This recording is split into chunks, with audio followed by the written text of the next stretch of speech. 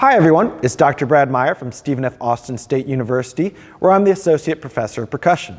I want to talk about the TMEA two-mallet etude with my first tip, which is about balancing the accompaniment and the melody.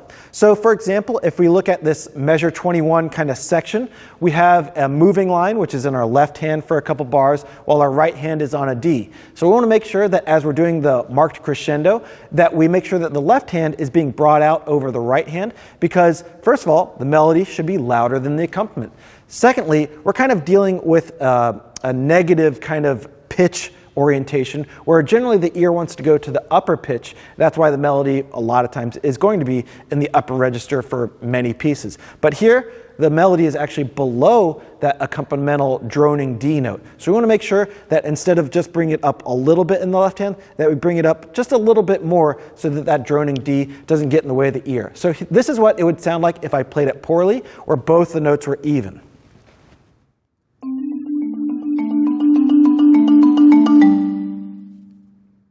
Hopefully what your ear and your eyes kind of saw and heard is that that droning D kind of gets in the way. So now I'm going to do it with a better balance, where now I'm going to bring that low droning D down, and I'm going to bring up that left hand melody a little bit, so now the ear can clearly hear it.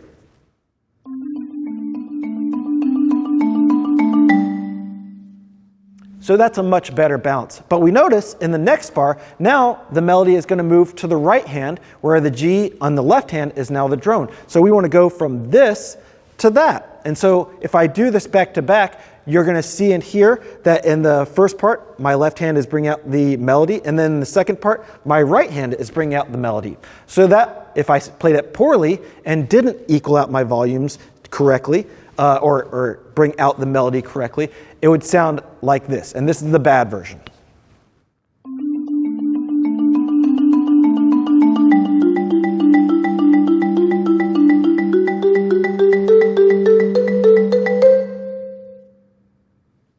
So as you heard, we heard a lot of the droning note. Now I'm going to take those droning notes down, and you're going to hear the melody much more clearly. And it should sound something like this.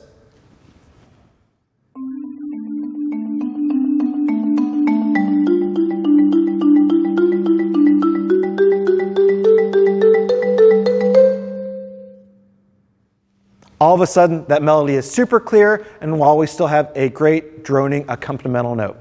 Use this throughout the solo. There's another chance for us to do this at square B, which is measure 33, and you can figure out how to do the right hand as the melody and the left hand as the accompaniment. I hope that helps. Have a great day, and axe 'em jacks.